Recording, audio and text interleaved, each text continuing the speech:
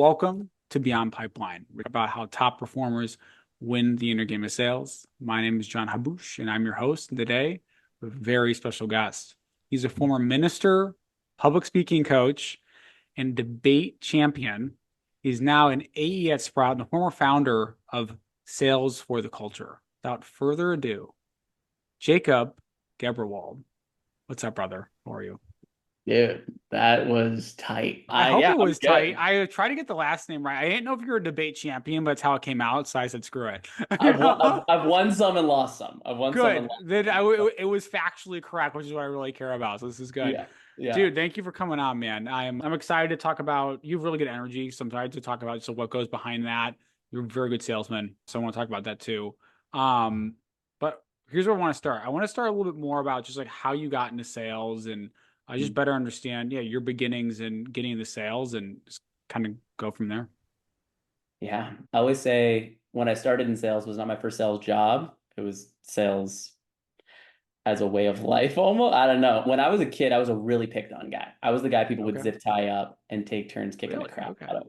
Yeah, like shooting with BB guns, feeding sandwiches full of pubic hair. Like I was the most picked on kid you ever met.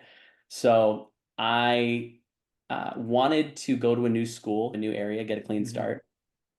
Went a couple cities away, and then I went up to the kids in grade 12 when I was in grade 9 because I was really desperate to not repeat that life.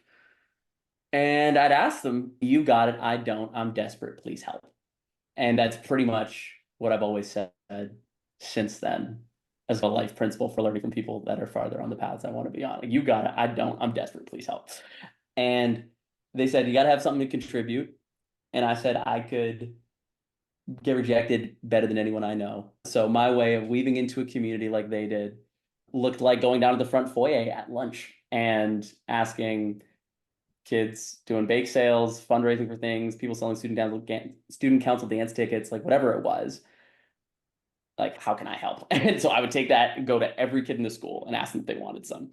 And that's how I met people. That's how I got to know people. And that for me is the origin of sales. Like I wanted to learn how to have conversations with people. Like I wanted to learn how to build Hmm. relationships. This has been like the school of communication for me. And that's what I've done ever since. Got a full ride to go to business school. I dropped out of business school because Sick. through, yeah, I know. I feel like with salespeople, that is the default response. With not salespeople, it's, "Oh, you dropped out of school. Are you okay?" But I don't know. I had the full ride through debating. I had the chance to meet some people that have been successful in business. I'm the kid of two Ethiopian refugees, so that wasn't really my Hmm. network beforehand. And those people that I'd met, whose lives I wanted to emulate, had built businesses for themselves. And I asked them, how do you get to where you are? How do you build the sort of life that you live? And they said, "Oh man, from a career perspective, build businesses, be on the sales side of companies until you're ready to build companies."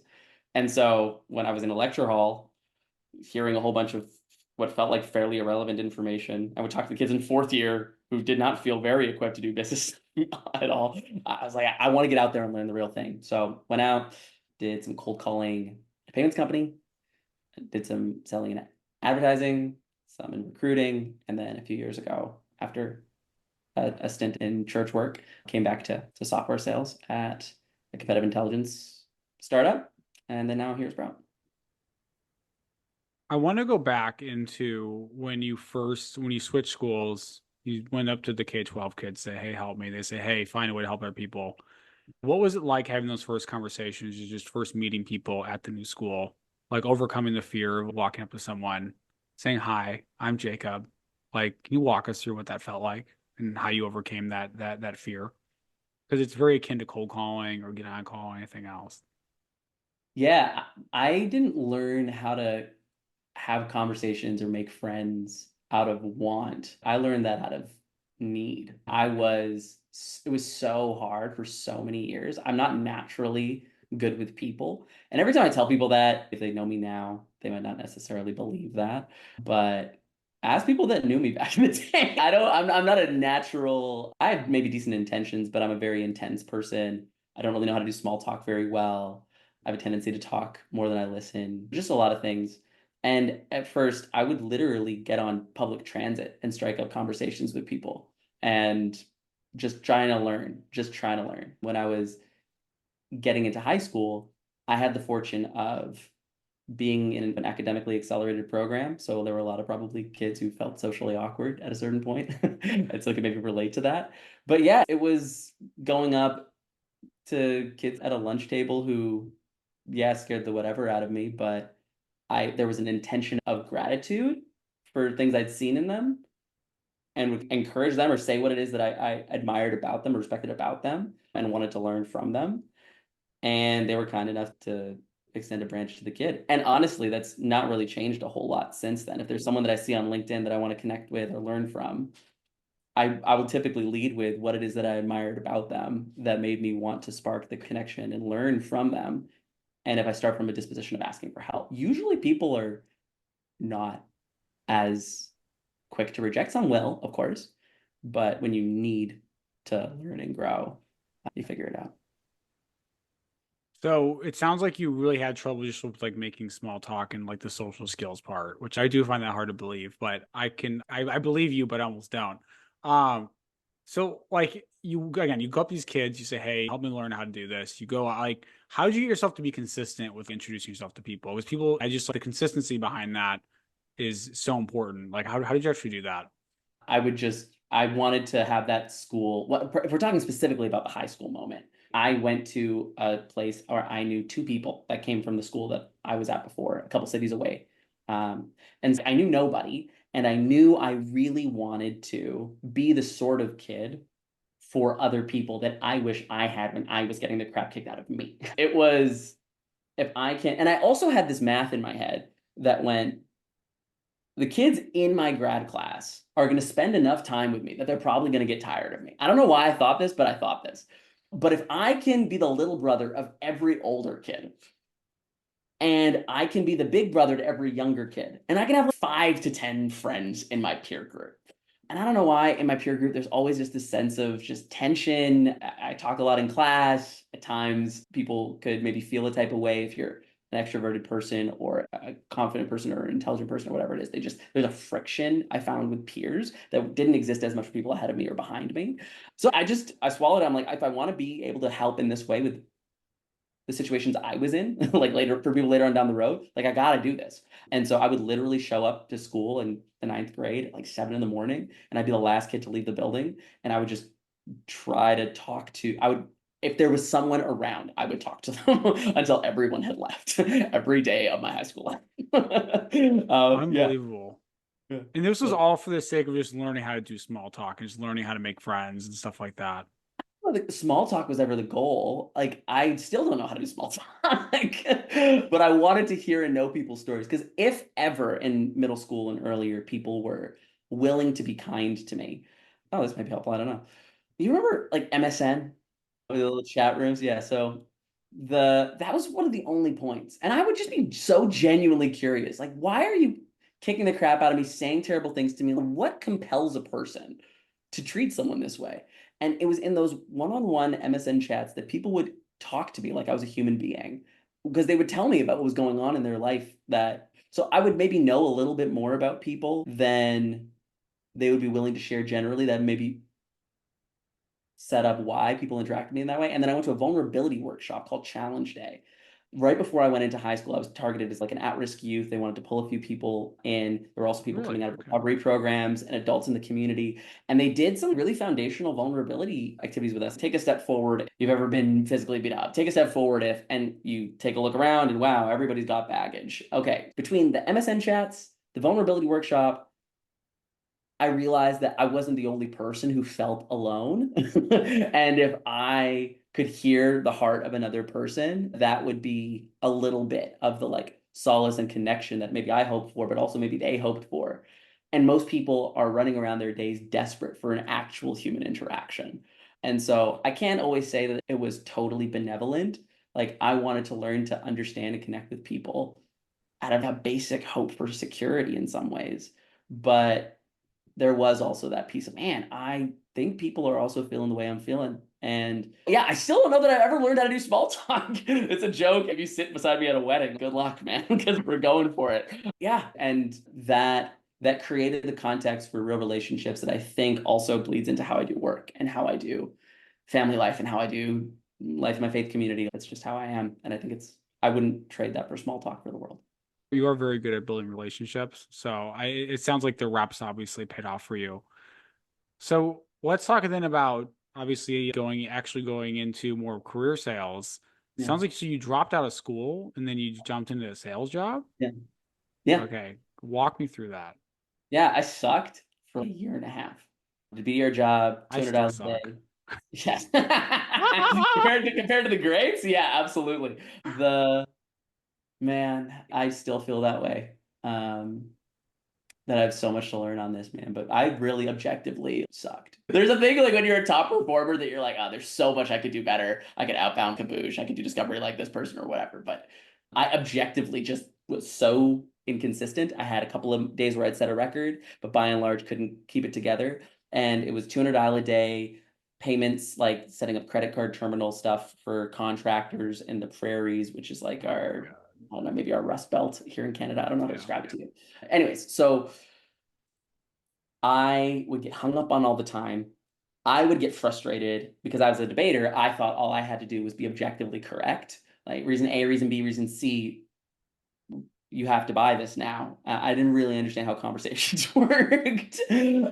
So I did it for 6 months, got fired, got an AE job, got pipped there. And yeah, for the first probably like year, almost maybe a year and a quarter of my sales career, I was just bad at it. But I think quitting's underrated. I think more people should quit more things. I think quitting something because it's hard is a terrible reason to quit something. There are lots of good reasons to quit things. Because it's hard is a terrible reason to quit things.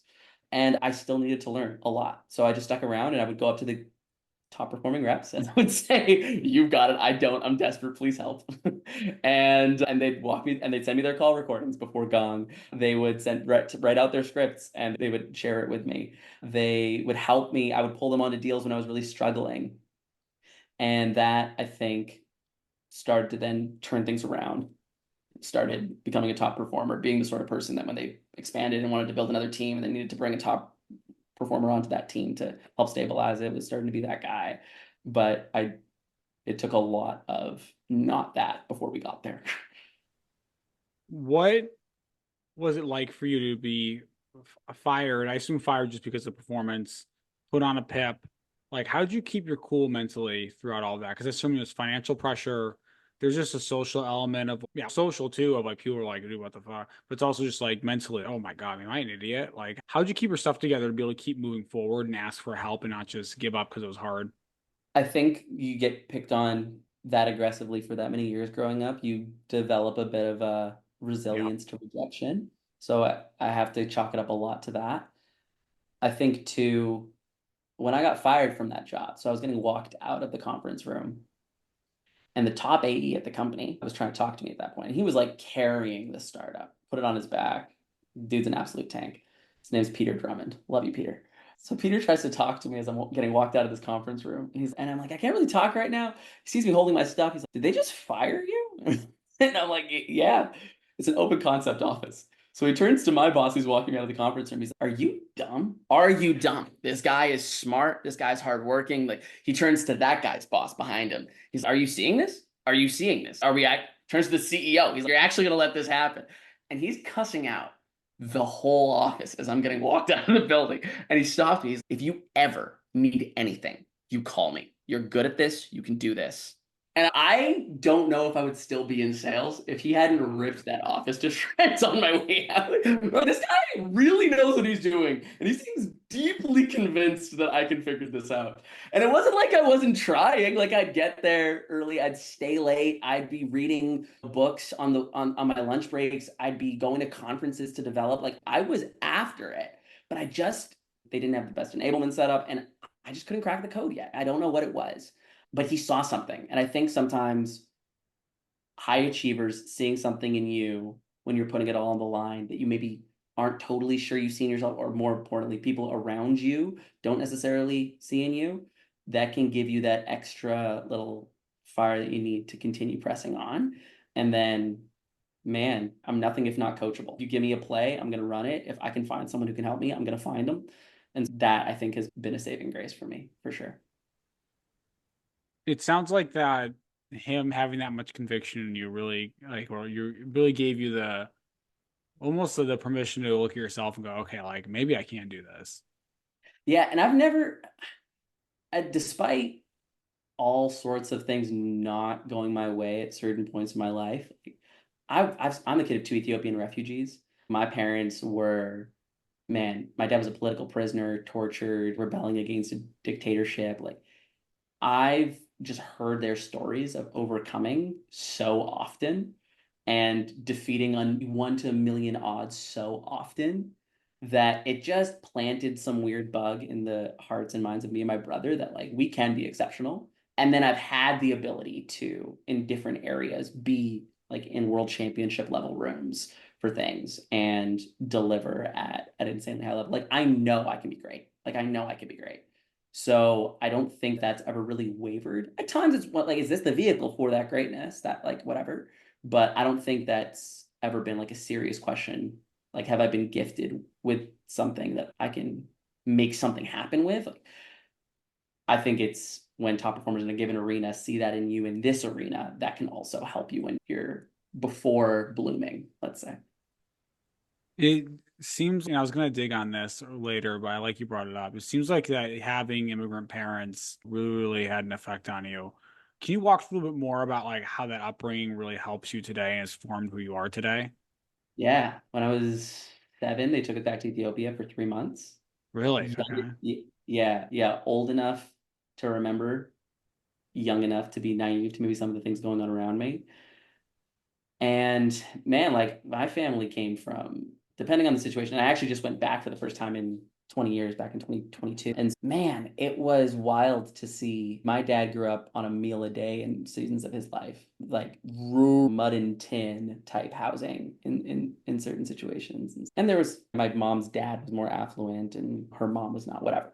But when you see abject poverty, people starve and die out here. It's the stakes get clarified, Yeah. right? And when you have that, and then you see what people have overcome on the way, just hearing these continual stories that my brother was on Survivor recently, and a setting a game where yeah, a game where you like are obviously you're starving and you're playing these competitions and whatever, and you write these letters from home.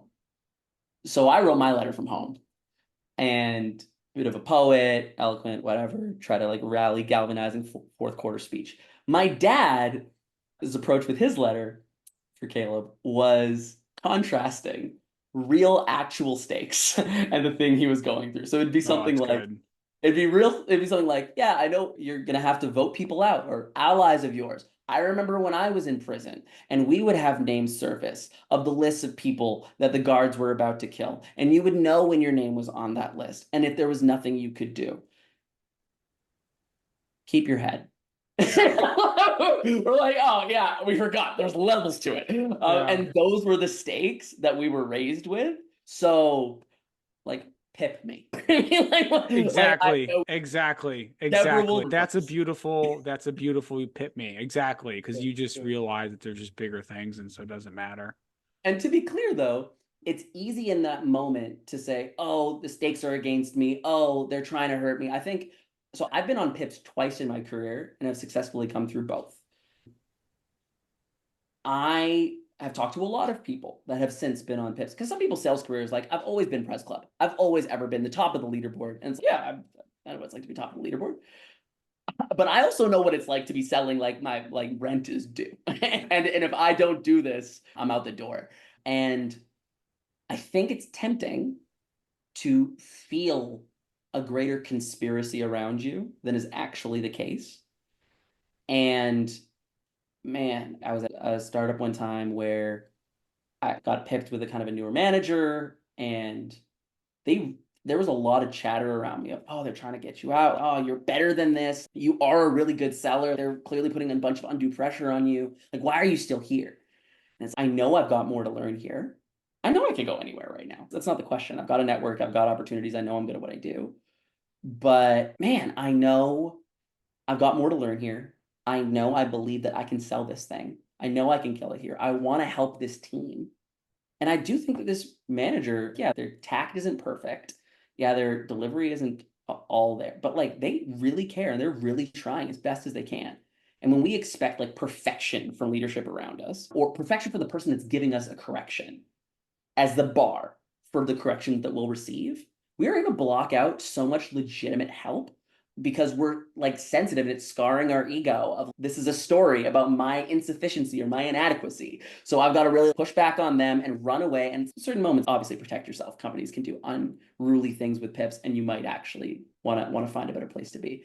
But that wasn't my experience the 2 times I got pipped. The 2 times I got pipped is, yeah, I've just been in a bit of a funk and I've got some things to learn and they actually want to help me and they might not be doing it perfectly, but I'm going to figure this out because I want to be here. I know I can do it. And I came out and over delivered and was the top rep the next quarter and et cetera, et cetera. But yeah, I think it's resilience. Not that it doesn't matter. This is a learning opportunity for me. And I actually want to take it, even if it's not coming towards me perfectly. What enabled you to have what I call more of an empowered attitude? Because I know what you meant by saying, "Oh, it can feel like the world's against me," and you said it more eloquently than that. Of course, you did. But essentially, what enabled you to develop that perspective? Because that's a very mature perspective to have. Do you want my like work answer or my honest deep in my bones answer? Let's go work answer. I'm kidding. The honest deep in my bones answer. So I'll give you like the worst, like fatalistic version of this. Once upon a time, I was laid off with a third of the sales team, where I was historically the #2 rep of all-time sales of the active sellers on the floor. Like I'm doing okay, and it was one of those things where we could see everybody's calendars at the company, and we could see all the people that were going to stay had one-on-ones. Everyone in the company on the sales team had a one-on-one on that day, and all the people that were going to get laid off were in the first half of the day, and all the people that weren't getting laid off were in the second half of the day. So you knew your layoff was coming because you could see people's calendars, and you're just sitting there processing it. And I walk into the meeting where I was getting laid off, and the lead team there was like genuinely in tears. Like they were actually crying because I'd like meant a lot to that company. They ended up after laying me off, offering me another role at the company, which I was like, I mean, you should just keep me at the anyways. But dear friends who had taught me everything I knew about SaaS selling, and they were crying. And I was shed a couple tears earlier that day. But by the time I got to the call, I was just thanking them. I was like, thank you for giving me my first at bat in software sales. Thank you for being like teaching me everything that I know. And the question came back to me like, how are you not in shambles right now? like one, I've built enough of a network, I've created content, I've made friends, I've done good work. I know I'm gonna have other opportunities. But also the same thing I told them as they were letting me go. And my worth is not hanging on this job. Like my like who I am, my identity, my value is not determined by you. It's not even determined by me. It's not determined by the scoreboard. Like my worth hangs on the fact that my name is written in a book in heaven that no one on earth can touch, not even me. So I'm gonna be fine. And that is the deep anchor of my soul that like this is I do everything that I can to be exceptional at what I do because I think too much is given, much is required. And what I do is service, whether I'm in ministering in a church or I'm B2B software sales, like what I'm doing is service. I do everything I can to be faithful with what I'm given to serve as best as I'm able. But while I have a total ownership mentality in a deal cycle, I'm looking for everything that can go wrong. I'm working hard. Success isn't ultimately my responsibility. My responsibility is faithfulness. My responsibility is doing everything I can with what I've got. And I'm pretty sure that's going to be more than enough. But like my worth doesn't hang on this. And that also then frees me up to just show up in a room and give it my best and serve. And then whatever happens from there. So, yeah. How do you keep that in mind as you go through day to day? Because obviously, I can feel your conviction. It's a beautiful story, and I felt it too when you shared that. But like, how do you keep that in mind in the day to day when you want to attach to a deal or when you want to blame someone else for something. I'm sure there's a lot you can blame people for. Like, how do you keep that in mind? First off, I do have to keep it in mind. I do have to remember because my heart drifts and that's like everybody's does. So I don't want to give the impression that like I've never struggled with that or struggled with that this week. But yeah, that's where the question of what is your deep anchor and deep well. If you don't have one, you'll realize pretty quickly that you're going to be cast to and fro by every wave of the sea. I can only speak for what I know to be true is that I'm a salesperson, probably third, maybe fourth. I'm a child of God first. I'm a husband second. I'm like, I got other things.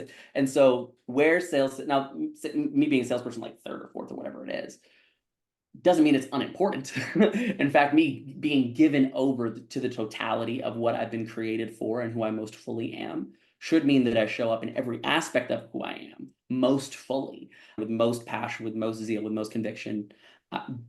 But I have to get water from a well that sales can't be, because if someone's foundational identity is who they are on the scoreboard, but that's going to go great when things are great. And I've been there. Like I feel like I am there right now. But there are going to be days when things aren't great.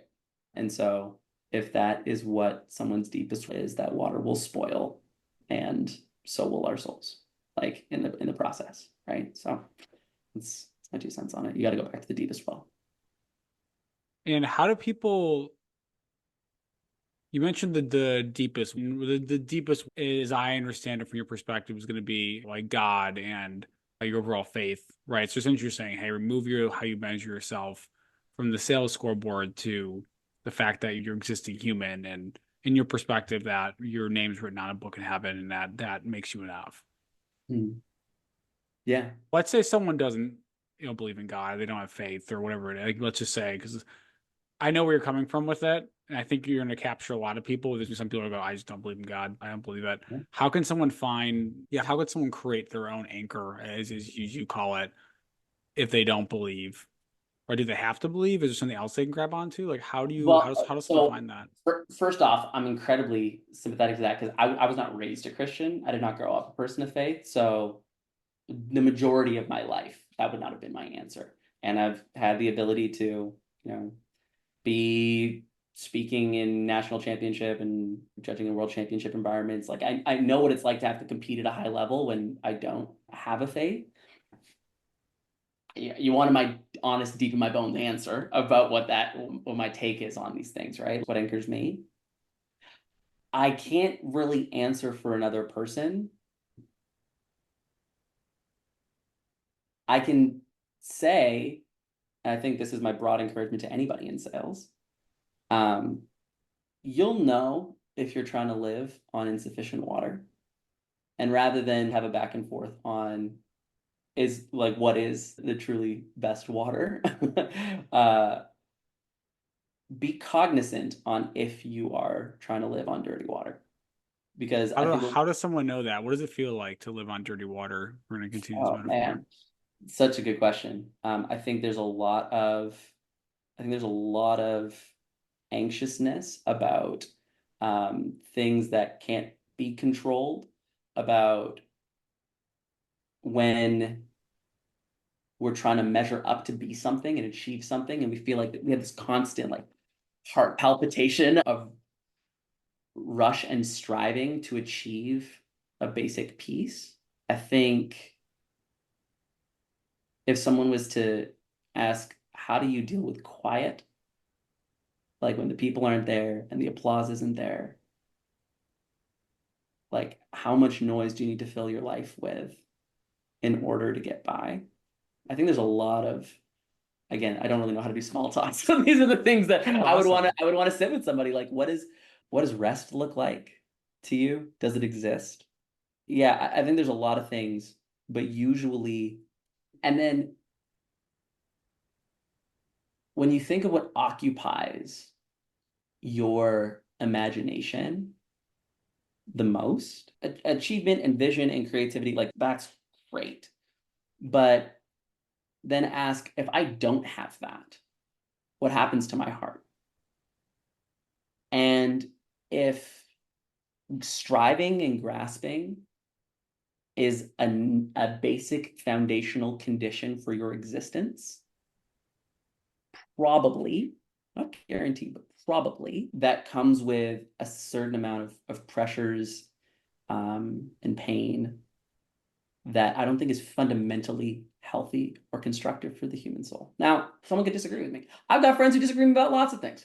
You and I disagree on things of like faith. Like that's we're still homies. You know what I mean? Like we don't need to agree on everything or the biggest things even to be good friends and neighbors. But I would say there are some people who model their life that no, the constructive that tension, that anxiety. I perform best when I feel like I'm not enough. There are people who model their lives that way. And you just got to ask, is that the fruit on the tree that you want to emulate? Is that the person in grade 12 that you want to be in grade 9? Is it the person who you want to go look like in a few years? If so, up to you. But I'd play that long game. I'd play that, go to the retirement home. I don't want to hear all that from someone who's 24 because it's cool, but I want to North Star my life a little bit further on down. So those are just some things that I think of.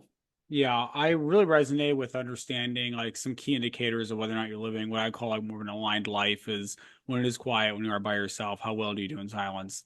I think Mm. that's definitely a big one. I think two is that what you said as well as the tension in your body. How often are you tense? What does it feel like? Are you constantly anxious? I think those are some really key things people can use to see how well am I doing in terms of living an aligned life with my values or what I believe in. I might say it differently, but I think it's the same thing. Yeah. Uh, And maybe one other thing and this might be a bit philosophical, but yeah, what's this whole life thing about? Really, really, at the end of the day, if you were to characterize what life is fundamentally about, what do you think it is? And I think that the grounding principles of love and truth and those pieces, do those, when you ask the people around you, if those things map to your life, and when you introspect and you think about that, I know people who are like, yeah, I think love is the most foundational important thing. Their life is so spent on achieving and doing whatever it takes, and what they actually don't have much room for love. They're like, oh, but that's the thing you do when you're like 50. Once you've made millions and you've stacked up the real estate and you've built a portfolio, then you give back. Then you have time for people. Usually I find those people who say I'll get to love later never built the muscle. They built all sorts of muscles on their body and in their bank account, but they didn't build that one. So yeah, just what's this whole thing about? Not just will you get there later, but does that look like your life and your heart now? I think that's probably also something I'd flag. Yeah, it's what do you want to have at the end of all this? Hmm. I want to transition because I think you have really good energy and I like just your daily energies. It might just be natural, but what do you do from a routine, like daily routine perspective to help yourself consistently show up in an aligned way? And I think a lot of it too is just you obviously have conviction in your faith and you live an aligned life with your values. But what do you do on a daily basis to still get your head back in the game, stay focused? Like I'd love to understand that because you bring really good energy to your calls and Hmm. just how we show up. Thanks, man. My honest answers look like I talk to and listen to God like a decent amount.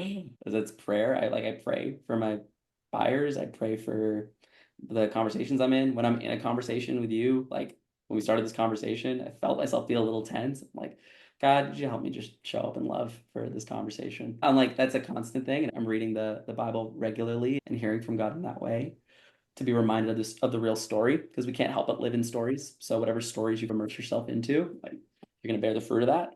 And yeah, so that's a big part of my daily life in the morning, ideally, but in the evening, and then there are days. Honestly, this has not been an exceptional week for that. So there's moments that you miss too. I have a deep well in terms of relationships and people that I spend time with. I try to make time for not just the things that look immediately successful. Like I don't like I make time to show up for people in love that have nothing to give me. That have nothing to where I can't get extract from that relationship. Mhm. And I had a buddy in high school, Mike Contanist, and I always was like very forward driven. So I'd always spend time with people who were ahead of me. And the people behind me that I thought I think I was maybe a bit more overall spending time with people in the younger grades. But yeah, Mike was an interesting dude because he really shaped this in me too. He said, "Yeah, I want to spend probably like a third of my time with people ahead of me, third of my time with people that are like running mates, and a third of my time with people that are coming on behind me." And I don't know if that's like a rule, but here's what that does for me. Now that's the reason I do it. But I think that people can sense that I show up, even if there's something I could get from this conversation in a way that's actually for you. Right. And I think it's a very disarming thing. And hopefully it allows us to have a real conversation about a business problem and being able to help them bring in a software and being like able to get promoted their job and get their raise or whatever it is. Like I'm actually here for them. So I think that's probably the unique differentiator of what I bring to calls. I could talk about I like, can feel it. Yeah. So like, how do you actually get yourself to remember that in calls? You do a very good job of that. Like, it's a perfect segue to, you do an amazing job in calls of just like being human and making people feel really relaxed. Like it's really your superpower. Like, how do you do that? I know some of it's you, but like as much as you can, like you deconstruct that. Like, how do you do that? yeah, I don't think prayer is just a like psychological phenomenon, but I do think that there's like a decent amount of psychology of religion stuff out there that would talk about that. Like one of the things that's happening in prayer is that you're like focusing intentions on a thing, right? Yeah. I don't think that's all that's happening. I do think there's some stuff with God that's happening that he's doing to my heart that I can't. But if you're never actively thinking, man, I really want to help this person. If you're not actively like coming up with Oh, checks and people can feel those that. things. People can feel that in sales calls. Yeah. People Yeah, can yeah, feel yeah. it. I really do think that shows up. But yeah, I'm doing my prep to make sure that when I'm like doing a meeting, and this is obviously years of work to try to systematize anything, right? First, you go to the people who have done a really good job, Challenger Sales, Sandler, pick your favorites, spin selling. You learn as much as you can. You try the things that you think are going to be effective. Obviously, you have a manager or a company with a particular methodology, you run that. You find the top reps in your context, you run that. And then you find the things that don't work, and then you take that out. You consistently, I think one of the things that really helps me be loose is after I've spent enough time to master my process, I actually write it down. Like I document I like everything that. that I do. And I'm reflecting enough and I'm talking through it with people and mentors. And when I feel like I've got it relatively smooth, every call is going to have its ebb and flows. There's not like a super strict, this is what we're doing in minute one, this is what we're doing in minute 13. But here's what I hope we would be able to achieve by the end of this conversation for you. Here's what I would need in order to help you run a helpful process. And so I'm setting also intention around those things that we hopefully are trying to get to in a flowy way, right? It doesn't need to Hmm. be minute 3 minute, 5 minute, 10. But if we leave this call and we don't have these broad things accomplished, I probably didn't make good use of the time. I wasn't a good steward of your time, and I wasn't a good steward of mine either. Yeah, I think setting intentions of what ought to happen and being flexible in a moment, but not so scripted that people can't feel like they can just have a conversation with you about what their real needs are. That you can then, as you follow that down and expand on that, you'll probably figure out the most important things that your broad framework hopefully was mapping for any which way. It's more about outcomes than it is about tight scripts. Yeah, I think those are. I don't know. I hope that's not too nebulous, but that I think No, is what I grabbed from there was just like one, have the intention to help and genuine intention to help, which I think is actually probably the biggest thing here.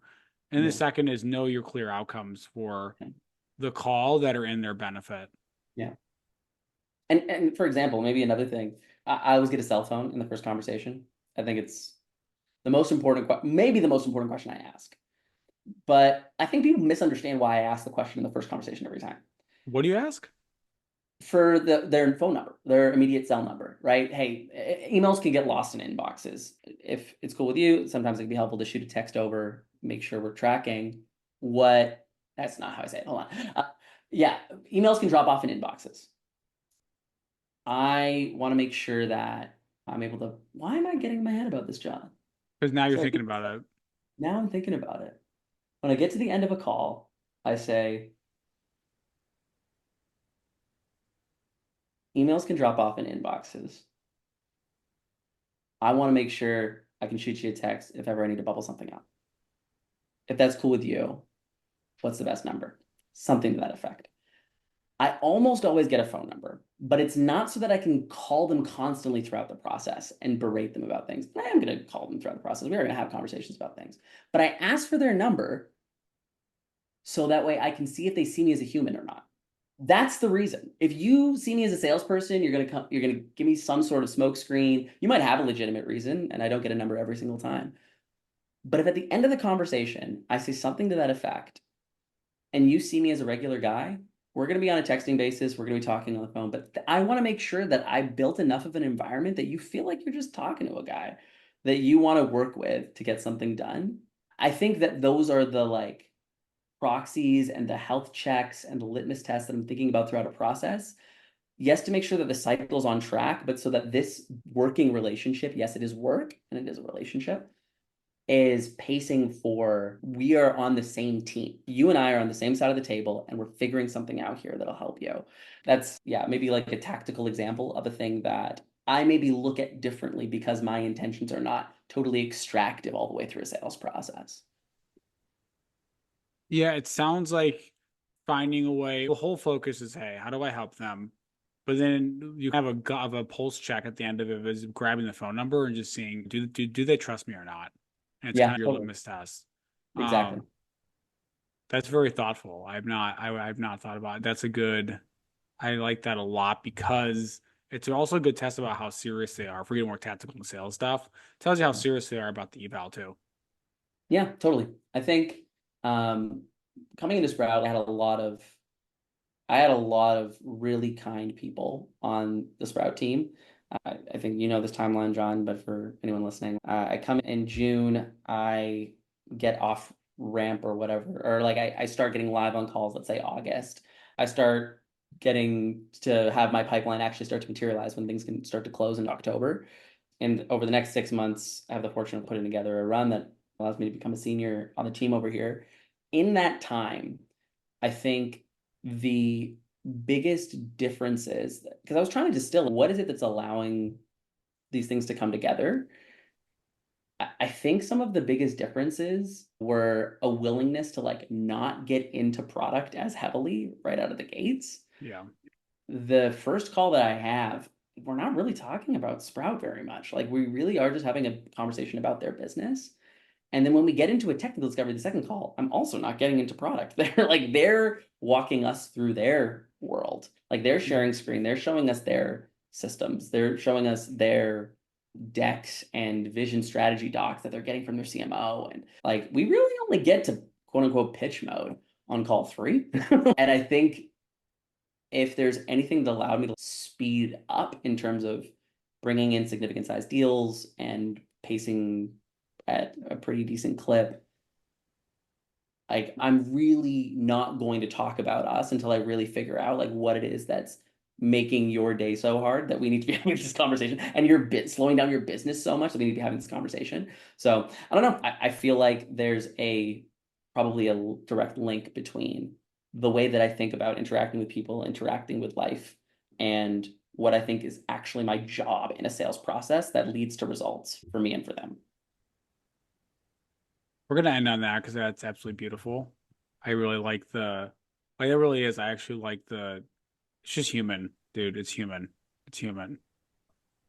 Where can people find more about you and who you are before we ask the final question? You shoot me a LinkedIn DM. I'm not creating as much content these days. You pulled me out of my hole, John, back into the mix LinkedIn here. Ether. Yeah, welcome. Yeah, but I'm always down for a LinkedIn DM. Shoot me a message. If there's anything I can do to help, let me know.